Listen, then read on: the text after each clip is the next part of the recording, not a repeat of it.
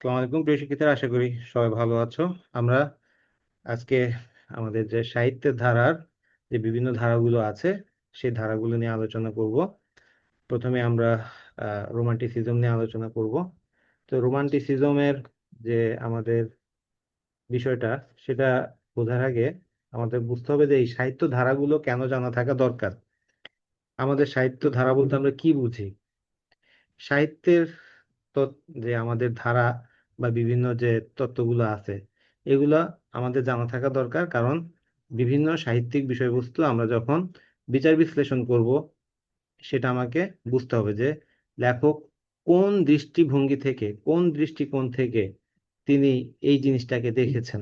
ওকে, অর্থাৎ আমাদের একটা সাহিত্যের অর্থ, তার সৌন্দর্য, তার কার্যকারিতা ইত্যাদি আমার বোঝার জন্য, এটা অলংকার তত্ত্ব, রসতত্ত্ব, বাস্তবতা সবকিছু বোঝার জন্য, হ্যাঁ, আমাকে এই সাহিত্য ধারাগুলো সম্পর্কে একটা কি স্বচ্ছ ধারণা থাকতে হবে। অর্থাৎ আমরা এই তত্ত্বগুলো দিয়েই বা এই ইজমগুলো দিয়েই আমরা একজন লেখকের লেখাকে বুঝতে চেষ্টা করব। এটাকেই বলা হচ্ছে সাহিত্যের বিভিন্ন ধারা। তো আমরা প্রথমে যেটা আলোচনা করব আজকে, সেটা হচ্ছে রোমান্টিসিজম। তোমাদের অন্যতম খুব গুরুত্বপূর্ণ একটা হচ্ছে রোমান্টিসিজম। রোমান্টিসিজমের যদি আমরা বাংলা করি, তাহলে হয় কল্পনাবাদ। ঠিক আছে, কল্পনাবাদ। আমাদের আহ এখানে রোমান্টিসিজমের যে বিষয়টা সাহিত্যের, সে বিষয়টা হলো যে এখানে বাস্তবতা নয়, এখানে কল্পনা, আবেগ, ব্যক্তিগত অনুভূতি আহ ইত্যাদির স্বাধীন চিন্তা আমাদের এখানে বেশি গুরুত্ব পায়। আমাদের কয়েকটা জিনিস মনে রাখতে হবে। এখানে এই রোমান্টিসিজমে কি কি বিষয় গুরুত্ব পায়? কল্পনা, আবেগ, তারপর হচ্ছে ব্যক্তিগত অনুভূতি,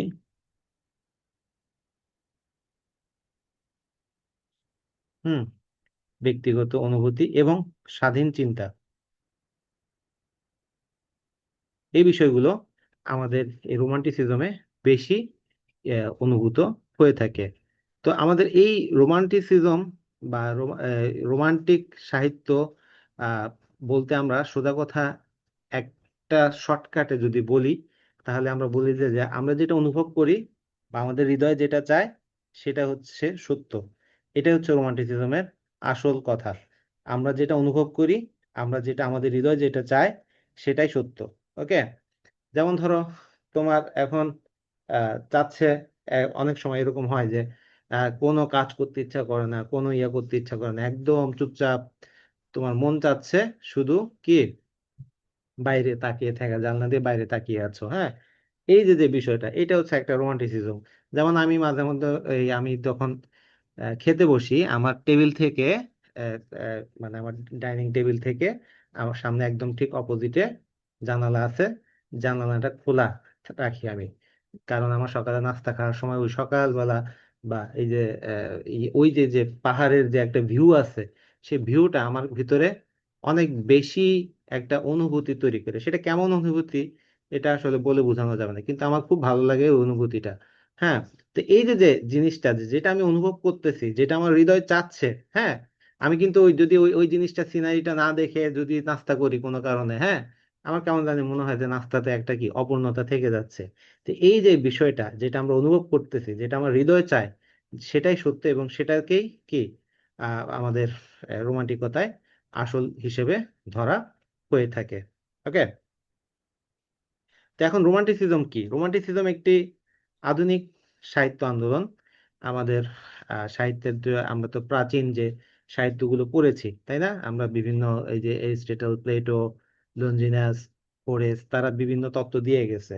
তো এই সাহিত্য আন্দোলনটা কি? আমরা আন্দোলন বললে অনেক সময় আমরা মনে করি কি আসলে আন্দোলন মানে জ্বালাও পোড়াও, মানি না, মানবো না। এই আন্দোলনটা আসলে ওই আন্দোলন না। এই আন্দোলন বলতে বোঝানো হচ্ছে যে কোনো কিছু, হ্যাঁ, কোনো মতবাদ প্রচলিত করা, হ্যাঁ, কোনো মতবাদ প্রচলিত করা। যেমন ধরো এই যে যে আমাদের বাংলা ভাষায় এখন এই যে ইদানিং ইনসাফ, ইনকেলাব, আজাদি, এই ধরনের কিছু শব্দ প্রচলন করার চেষ্টা করা হচ্ছে, তাই না? কথায় কথায় এই কথাগুলো ব্যবহার করা হচ্ছে ইচ্ছাকৃতভাবে, এগুলো কিন্তু সাবলীল ভাবে আসতেছে না, ইচ্ছাকৃতভাবে আসতেছে। হ্যাঁ, তো এই যে যে জিনিসটা, এটা একটা আন্দোলন, বোঝা গেছে?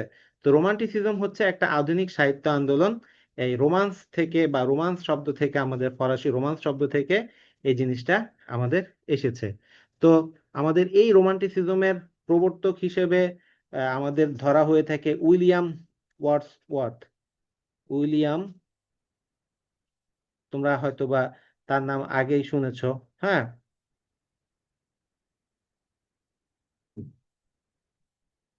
উইলিয়াম ওয়ার্ডসওয়ার্থ, যার লেখা কবিতা জীবনানন্দ দাশকে খুব বেশি প্রভাবিত করেছিল। বলা হয়ে থাকে যে উইলিয়াম ওয়ার্ডসওয়ার্থের কবিতাগুলোকেই বাংলাতে নতুন রূপে আমাদের সামনে তুলে ধরেছেন জীবনানন্দ দাশ। যেমন পদুমাবত থেকে পদ্মাবতী কাব্য লিখে পদ্মাবতীটা আরো অনেক বেশি আহ, আহ, বেশি মহিমান্বিত হয়েছে। ঠিক তেমনি উইলিয়াম ওয়ার্ডসওয়ার্থ দ্বারা বা ইংরেজিতে যে কবিতাগুলো আছে সেই কবিতাগুলো থেকে অনুপ্রাণিত হয়ে জীবনানন্দ দাশ বাংলাতে কবিতা লিখে তার চেয়ে আরো বেশি কে গ্লোরিফাই করছে তার ইয়াটাকে, ভাবনাটাকে। এছাড়াও আছে স্যামুয়েল টেলর কোলরিজ। হ্যাঁ, আমরা শুধু কোলরিজ মনে রাখতে পারলে হবে। কোলরিজও কি ছিল, আমাদের এই রোমান্টিসিজম আন্দোলনের অন্যতম দুইজন ইয়া ছিল। তো তারা 1798 সালে, খেয়াল করো, 1789, এটা 1798, হ্যাঁ, এই যে যে এই সময়টাতে আমাদের একটা ফরাসি আন্দোলন হয়েছিল। ফরাসি আন্দোলন বা রেনেসাঁস বলতে আমরা যেটা বুঝে থাকি। হ্যাঁ, সেই ইয়েতে সে লিরিক্যাল ব্যালাডস নামে একটা কাব্যগ্রন্থ প্রকাশ করেন। এটার নাম কি ছিল? Lyrical ballad. ব্যালাড মানে হচ্ছে শোক গাথা বা ইয়া। হ্যাঁ, মানে এখানে একটা কাব্যগ্রন্থ প্রকাশ করেন যেটা ইংরেজি সাহিত্যে রোমান্টিক ধারার সূচনা করছে বলে ধারণা করা হয়ে থাকে। এবং এই রোমান্টিক চেতনার ইয়া থেকেই আমাদের বাংলা ভাষাতেও কি রোমান্টিসিজম এসেছে।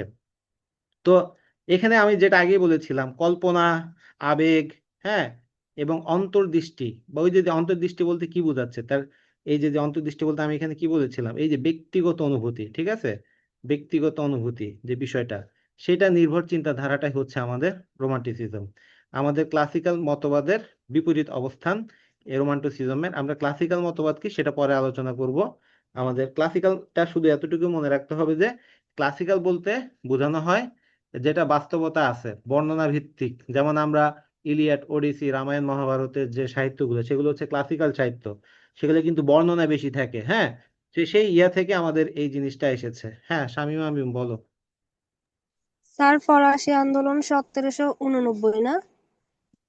ও আচ্ছা, আমি 98 লিখছি না, সরি, 1789 হবে ও, এটা। হ্যাঁ, 1789 ফরাসি এটা রেনেসাঁস যে এটা হয়েছিল। না, এখন আমি লিরিক্যাল ব্যারাটটা প্রকাশিত হয়েছে তোমার ইয়েতে 1798-তে, লিরিক্যাল ব্যালাড। ফরাসি রেনেসা হয়েছিল, এটা হচ্ছে রেনেসা হয়েছিল তোমার ইয়েতে 1789-তে। বুঝা গেছে জিনিসটা? তো যাই হোক, এখন এই যে ইউরোপের যে অন্যান্য সাহিত্যে কিছু দেশে আমাদের বিভিন্ন লেখক আহ, আহ, আহ, আরো কি করলো, তার রোমান্টিসিজমের ইয়া করতে চাইলো। যেমন জার্মানিতে গ্যাটে, হ্যাঁ, ফ্রান্সের ভিক্টর হুগো, হ্যাঁ, এরকম আরো ইংরেজি সাহিত্যের আরো অনেকে, শেলি, এরকম তারা কি করলো, এরকম বিভিন্ন ধারার তারা প্রবল ইয়া শুরু করতে লাগলো। তো এই ধারার যে আমাদের রোমান্টিসিজমের যে উৎপত্তি, আমরা যদি দেখি যে ভাষাগত রোমান্স থেকে এসেছে, রোমান্টিক অভিযানের কল্পকাহিনী। হ্যাঁ, প্রাচীন ফরাসি গাথা ও যুদ্ধ কাহিনীর কল্পনা শক্তি থেকে জন্ম। আমরা কিন্তু ওই যে একদম ফার্স্ট ইয়ারে পড়েছিলাম যে কি, আমরা ফার্স্ট ইয়ারে কি পড়েছিলাম মনে আছে? কপালকুণ্ডলা। কপালকুণ্ডলাকে কি ধরনের সাহিত্য বলা হতো? রোমান্স সাহিত্য, তাই না? রোমান্স মানে কি, এখানে কল্পনা থাকবে। আমরা এখানে কল্পনা দেখছি না, যে ওই যে যে বেলপাতা পড়ে গেল, বাতি নিভিয়া গেল, মনে আছে, মনে পড়ে? তো এই যে যে এখানে আমরা অলৌকিক ঘটনা বা এরকম কিছু দেখি যেগুলো কল্পনার মাধ্যমে তুলে ধরা হয়। তো আমাদের ঐতিহাসিক পটভূমিতে আমরা দেখি যে 1789 সালে ইংল্যান্ডের যে শিল্প বিপ্লবের শুরু হয় এবং সেখান থেকে আমাদের রোমান্টিসিজমের কি উৎপত্তি হয়েছিল। পরবর্তীতে এটা আরো বেশি প্রচলিত হয়েছিল যখন তোমার এই যে 1789-তে 1798-তে এই লিরিক্যাল ব্যালেটটা লেখা হলো। ওকে। তো এবং আমাদের এখানে আমাদের এই রোমান্টিসিজমের অন্যতম একটা বিষয় হচ্ছে শিল্প, সাহিত্য, দর্শন, রাজনীতিতে একটা আবেগ নির্ভর আন্দোলনে এটা কি পরিণত হলো। আমরা দেখো এই যে আবেগ নির্ভর আন্দোলন, আবেগটা কিরকম, যেমন ধরো এই যে যে হাদি মারা গেল, হ্যাঁ, হাদির ইয়াতে তোমার এই একটা বিশাল কি তৈরি হলো, একটা আবেগী আন্দোলন তৈরি হলো, হাদি হত্যার বিচার চাইবে, আমি আমি হাদি, এই সেই। হ্যাঁ। তবে ইদানিং দেখতেছি হাদির নিয়ে খুব ব্যবসা শুরু হয়েছে। তো ওই ফেসবুকে হাদির প্রোফাইল পিকচার দিয়ে রাখছে, আর এদিকে গালাগালি করাটারে আর্ট মনে করে, হ্যাঁ, বা আজে বাজে কথা বলাটারে আর্ট মনে করে।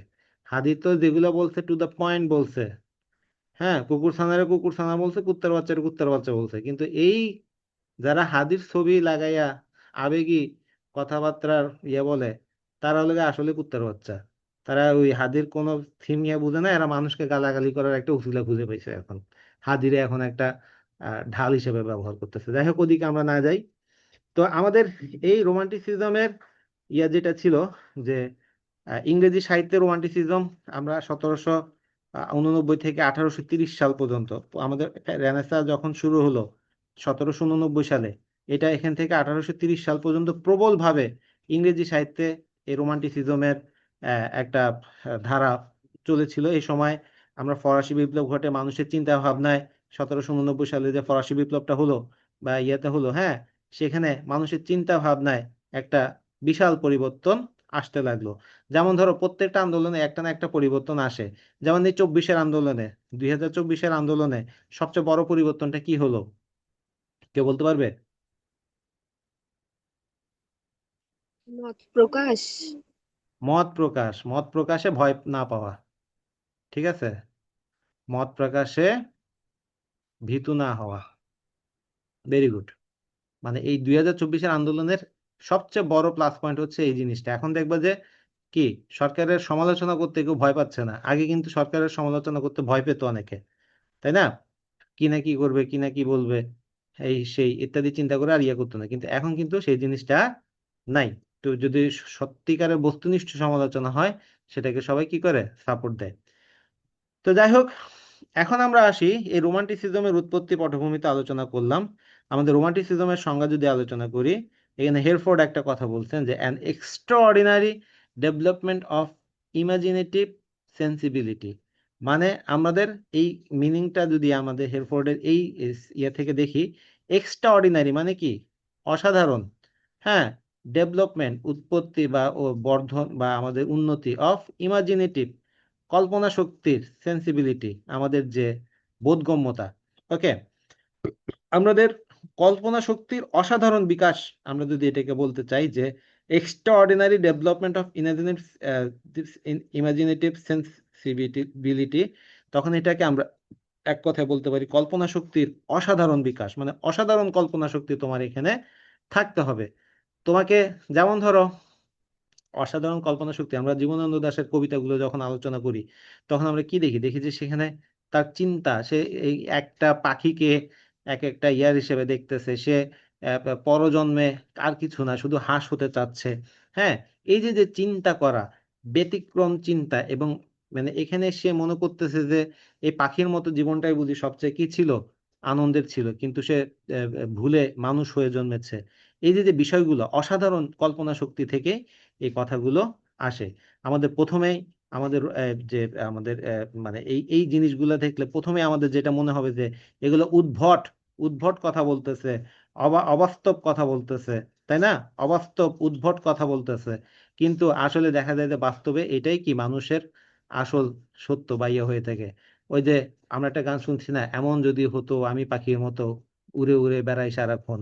ঠিক আছে, এক সময় মনে হতো যে আমি পাখি হইলে কি এই সেই ইত্যাদি, কিন্তু এখন দেখো, এখন যে আমাদের নগর সভ্যতার কারণে একটা যে বিশাল ইয়া তৈরি হয়েছে, আমাদের যে জঞ্জাল জীবনে তৈরি হয়েছে, সেখানে আমরা এই পাখির মতো জীবনটাকে যেন সবচেয়ে বেশি লাক্সারি লাইফ মনে করতে পারি। বিশেষ করে তোমরা যারা সাহিত্যের স্টুডেন্ট আছো, তোমরা নিজেরা এই জিনিসটাকে বেশি ফিল করতে পারবে। আবার এখানে দেখো বাস্তবতার সীমাবদ্ধতাকে অতিক্রম করে চিন্তার স্বাধীন প্রকাশ এখানে আমরা দেখি। এখানে এই যে যে চিন্তার স্বাধীন প্রকাশের কারণে আমরা নতুন দৃষ্টিভঙ্গি দেখি, আমরা এখানে নতুন আবেগ দেখি, হৃদয়ের প্রকাশ দেখি। যেমন একটা সময় দাসদের কথা কেউ চিন্তা করতো না। দাসদের, দাসেরা যে মানুষ, তাদেরও যে অনুভূতি আছে সেই জিনিসটাকে করতো না। সেই চিন্তা ভাবনাটাকে আমরা এখন ধারণ করতে পারি যে না, মানুষ কেমনে একজন দাস হয়, তাই না? আমরা এখন তোমরা দেখবা যে তোমাদের এই এই হিসেবে বিভিন্ন আমাদের এখন যে একজন আরেকজনের, একটা শ্রেণী আরেকটা শ্রেণীর প্রতি যে আবেগ অনুভূতি কাজ করে, সীমাবদ্ধতাকে অতিক্রম করে তারা আবেগ অনুভূতি করতেছে, সেটা আমাদের স্বাধীন প্রকাশ করে দিচ্ছে। একটা কথা যারা বুঝায় যে রেনেসাঁস যখন আন্দোলন হচ্ছিল, সরি, হলো যখন ফরাসি বিপ্লব যখন হলো, তখন ফ্রান্সের রাজার সামনে সবাই আন্দোলন করতেছে। তখন ফ্রান্সের রানী জিজ্ঞাসা করছে কি হয়েছে, এরা কিসের জন্য আন্দোলন করে? বলে যে এরা রুটির জন্য আন্দোলন করে। তবে বলতে এরা রুটি রুটি না পাইলে কেক খাক। মানে মানুষের সামান্য যে তারা যে ক্ষুধার তাড়না, মানে রুটিটা যে একটা খাদ্য, স্বাভাবিক খাদ্য সরবরাহের নিশ্চয়তা তারা চাচ্ছে, সেই জিনিসটা সেটা ওই রানী বুঝে নাই। তাহলে আমাদের এই বাস্তবতার সীমাবদ্ধতাটা তাদের ভিতরে ছিল। এখন আমার রোমান্টিক সোদমে আমরা সেই সীমাবদ্ধতাটা অতিক্রম করে চিন্তার স্বাধীন প্রকাশ আমরা করতে পারি। যেমন ধরো এই যে যে মেঘনাদ বধ কাব্য, সেই মেঘনাদ বধ কাব্যে তিনি কি করলেন? চিন্তার স্বাধীন প্রকাশ করলেন। রাবণকে বানালেন কে?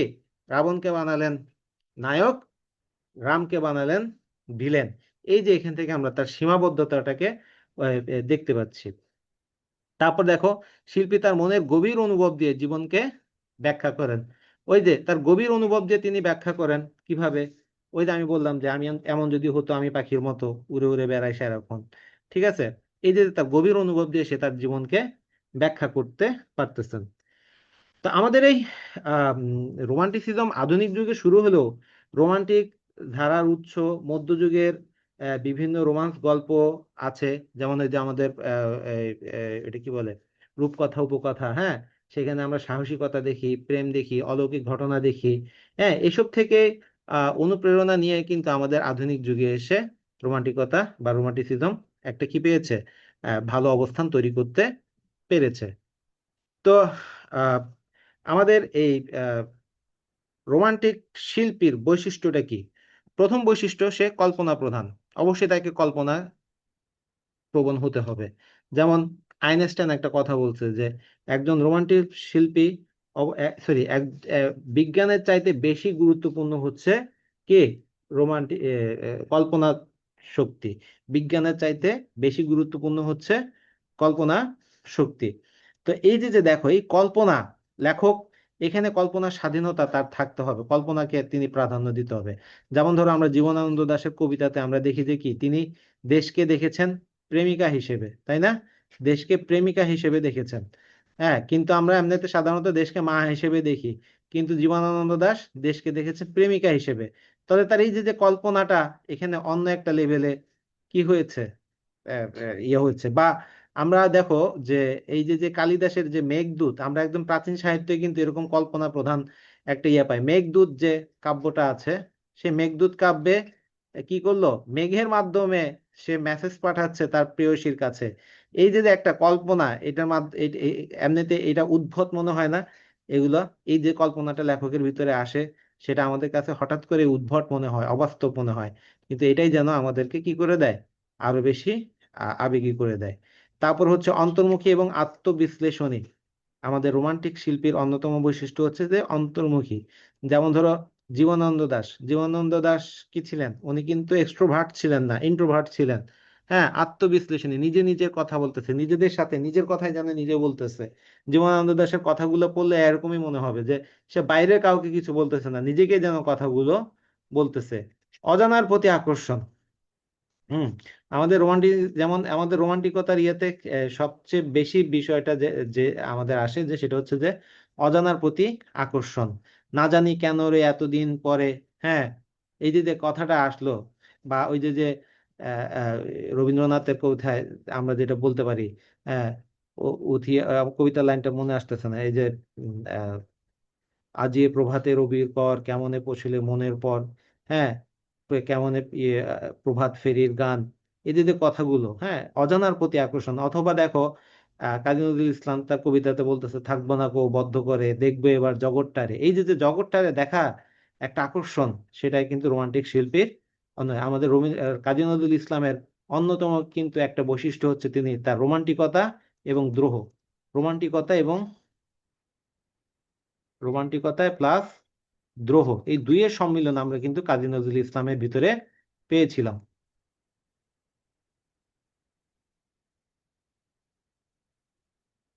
তারপর দেখো, প্রকৃতিকে জীবন্ত সত্তা হিসেবে দেখা, প্রকৃতিকে জীবন্ত সত্তা হিসেবে দেখা। তোমার আহ যেমন ধরো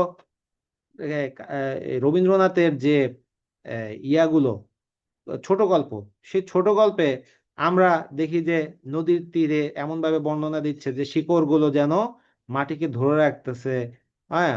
অথবা ওই যে তোমার রবীন্দ্রনাথের ইয়াতে দুঃখের ইয়াটাকে বোঝানোর জন্য লেখক দেখাচ্ছে যে কি টিনের চাল থেকে পানি পড়তেছে। তাহলে এই যে যে প্রকৃতি আমাদেরকে জীবন্ত সত্তা হিসেবে দেখানোর একটা বিষয় আমরা কিন্তু রোমান্টিক শিল্পীদের ভিতরে পেয়ে থাকি। ঠিক আছে। তারপরে দেখো আন্তরিকতা উচ্ছ্বাসে ভরা লেখা, এই আন্তরিকতা থাকবে তার লেখনের ভিতরে, একটা অন্যতম আন্তরিকতা থাকবে এবং উচ্ছ্বাস, উচ্ছ্বাস থাকবে।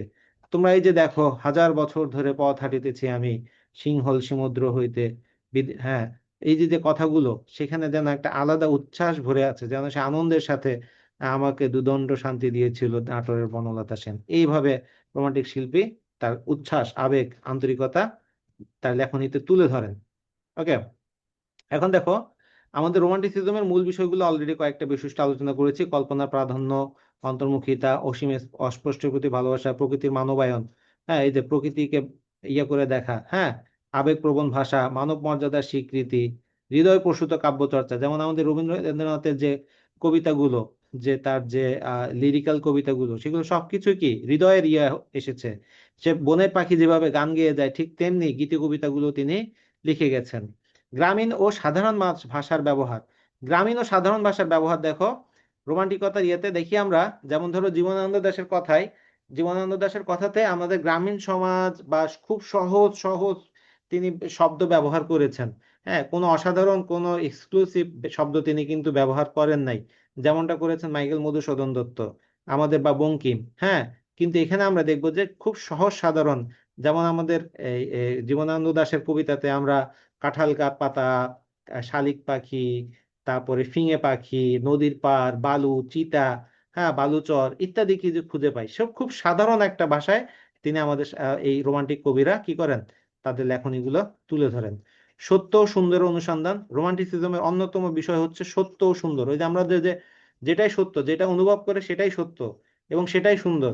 হ্যাঁ, রোমান্টিসিজমের ইয়েটা হচ্ছে সুন্দর, মানে যেটাই ইয়ে হোক না কেন সেটা সুন্দর হতে হবে, এবং এখানে অনুকরণ নয়, স্বাধীন প্রকাশ। আমরা এখন তোমরা বলতে পারো যে জীবনানন্দ দাশ যেটা ইয়ে করেছে, যে মানে ওয়ার্ডসওয়ার্থের ইয়ে থেকে ধারণা নিয়ে তিনি এখানে ইয়ে করছেন, তিনি কিন্তু পুরোপুরি অনুকরণ করেন নাই, তিনি অনুকরণ করেন নাই, তিনি অনুপ্রাণিত হয়েছেন।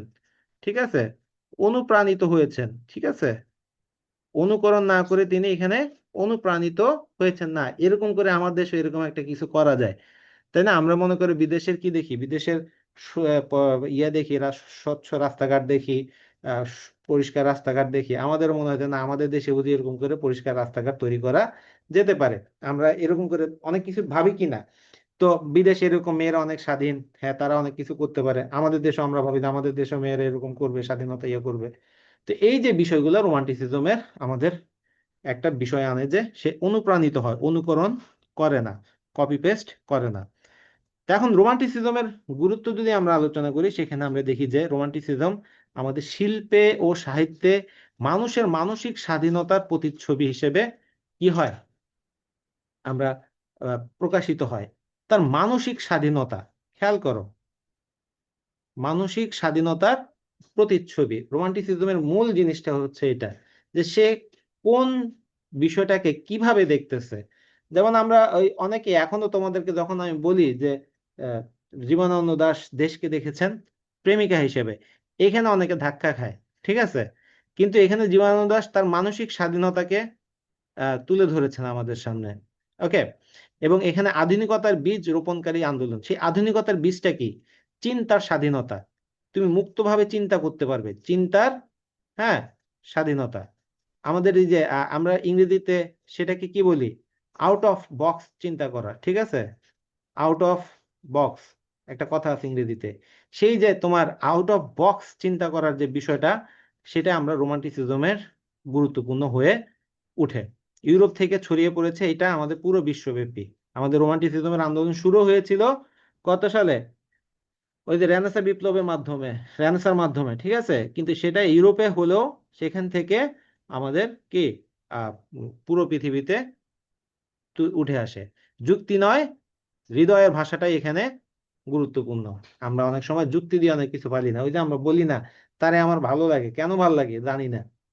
ওকে, এরকম আমরা বলি না? হ্যাঁ, তোমাদের ম্যাডাম আমাকে মাঝে মধ্যে বলে, আমাকে তোমার কেন ভালো লাগে, আমি আমি জানি না। হ্যাঁ, তো জানি না কেন ভালো লাগে। এই যুক্তি দিয়ে সবকিছু হয় না। তুমি অনেক সময় প্রেমে পড়বা, প্রেমে পড়লে তোমার যুক্তি দিয়ে প্রেমে পড়তে পারবে না, বেশি যুক্তিবাদীরা প্রেমে পড়তে পারে না। হ্যাঁ, কাউকে ভালোবাসতে পারে না, কারণ তো এখানে লজিক কাজ করবে না। যেমন আহ, যখন কোনো লজিক কাজ করবে না, তখন তোমার হৃদয়টাই সেখানে কি করবে? তোমাকে পথ দেখাবে। এটা সবসময় মনে রাখবা, যে হৃদয়ের ডাকটা শোনার চেষ্টা করবা। হ্যাঁ, মানে হৃদয় কি বলতে চাচ্ছে, তোমার মনটা কি চাচ্ছে।